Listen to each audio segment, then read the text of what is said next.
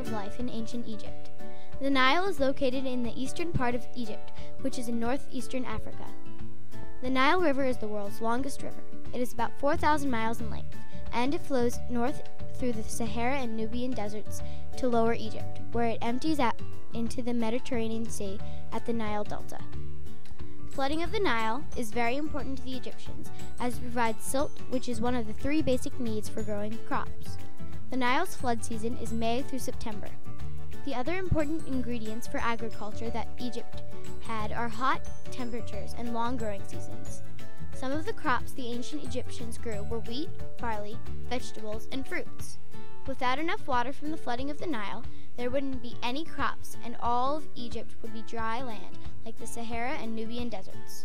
Too much flooding of the Nile would wipe out crops, animals, and houses. Without the Nile River, life in ancient Egypt would have been impossible.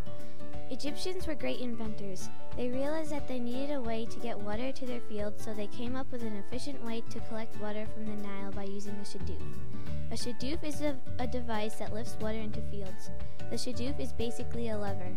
There is a bucket on one end, while a rock is on the other end.